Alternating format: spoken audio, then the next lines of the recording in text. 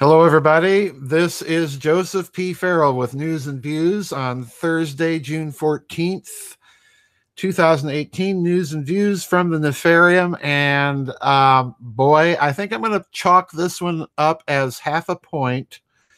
And I may have got it right because you'll recall after the German elections last year, I predicted that this coalition that Frau Merkel has been able to cobble together after months of negotiation was extremely fragile, and that I was predicting that her government may not last very long.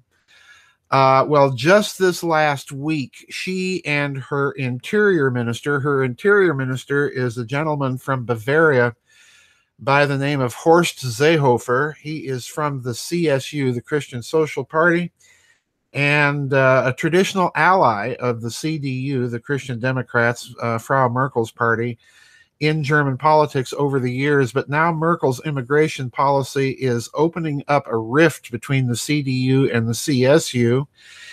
And there's nothing for it but for me to read some very significant paragraphs, quite a few paragraphs in the Zero Hedge article that I've linked for you, and give you a couple of my own ad hoc predictions. So here we go. Listen carefully, folks, because you really have to sometimes, I think, and when I read this, I was just absolutely floored at the hypocrisy sometimes that you hear these globalist politicians indulging in and allowing themselves. Here we go.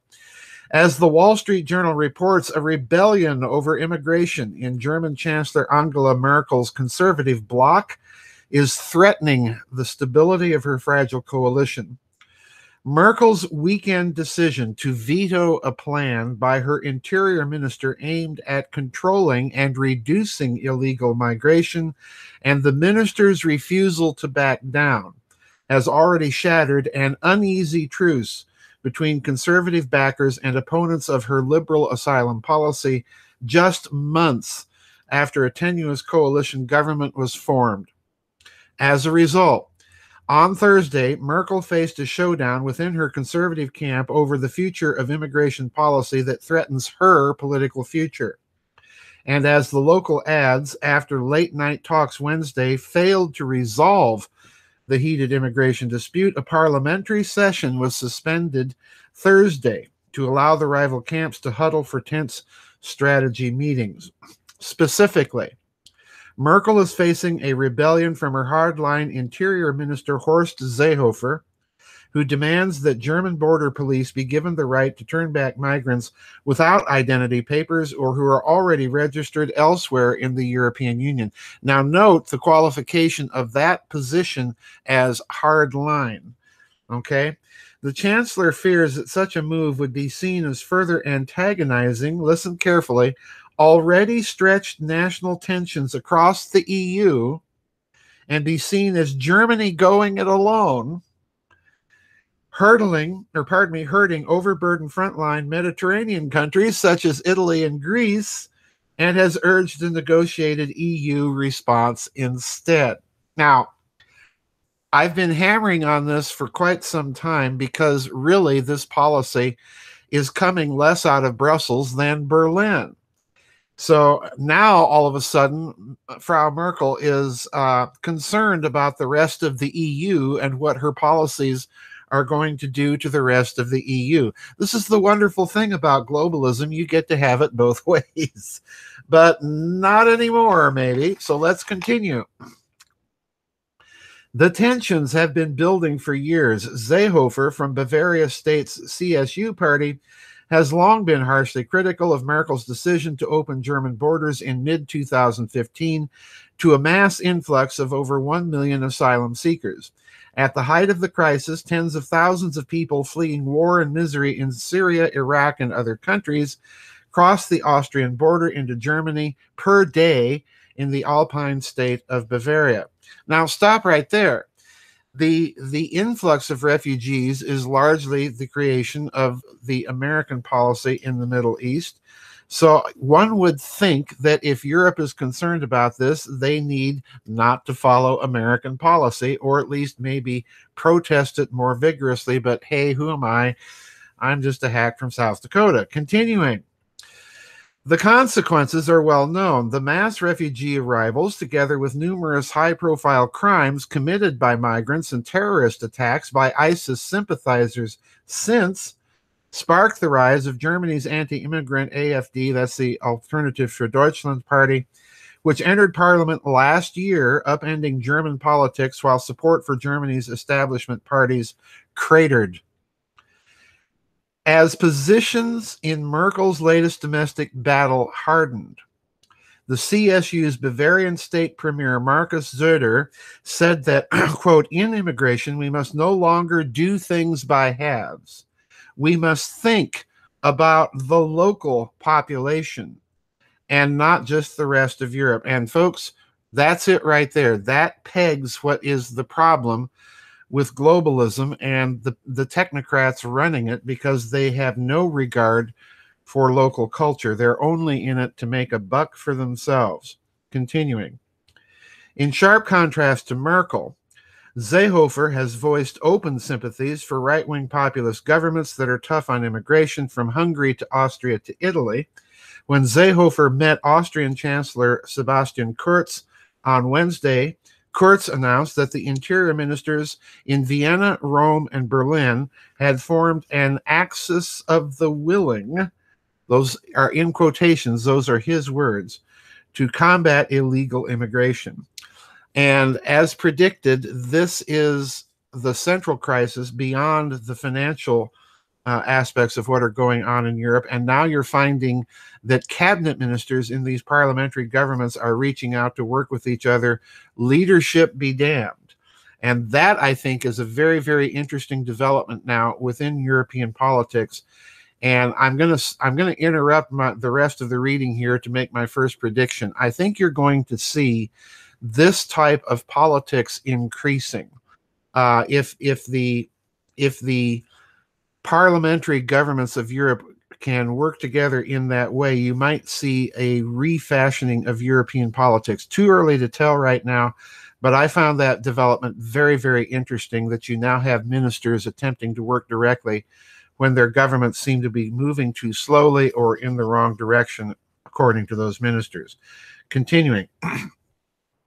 For Merkel, the row within her conservative family is the worst crisis in her fourth-term government, which took half a year to build after the inconclusive elections last year, and also includes the center-left Social Democrats, the other party to see its support crater at the elections at the expense of the AfD, that's the Alternative for Deutschland.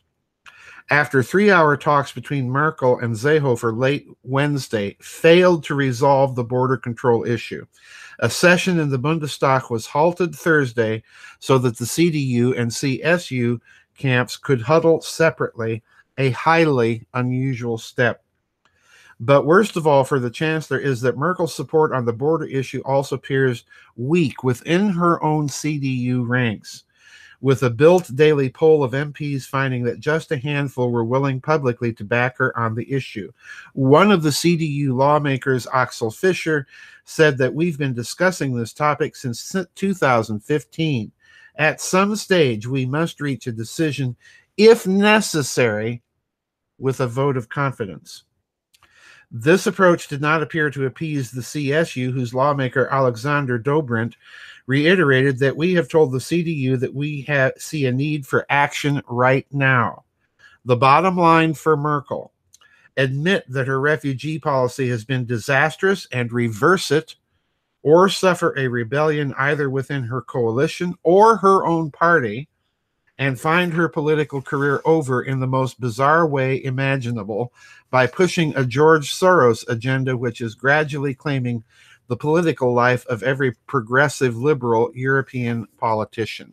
Now, I happen to agree with that assessment of Zero Hedge. Merkel can reverse course.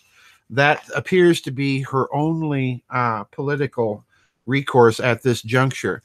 I personally doubt she will, and this leads me to my prediction.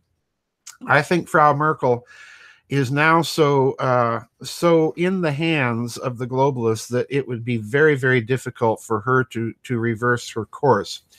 So what I suspect is going to happen is not so much a vote of no confidence in the Bundestag. I suspect that what will happen, you'll note that the threat of a vote of no confidence came from within her own party. In other words, I think what you're going to see in Germany is the same sort of coup that we saw at the end of the premiership of Margaret Thatcher in Great Britain. Not a vote of no confidence in the parliament or new elections, which is what a vote of no confidence would really mean unless they were able to form a new coalition. The Germans want to avoid another election. So what I suspect is going to happen is, just as Mrs. Thatcher was overthrown by globalists within her own party that wanted Britain in the EU, you'll remember that this was the central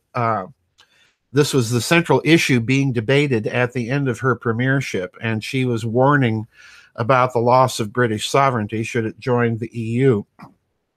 She was replaced as party leader within her own party by John Major, who then, of course, once she was replaced as party leader, she was no longer the premier, and John Major replaced her as prime minister for a short period of time.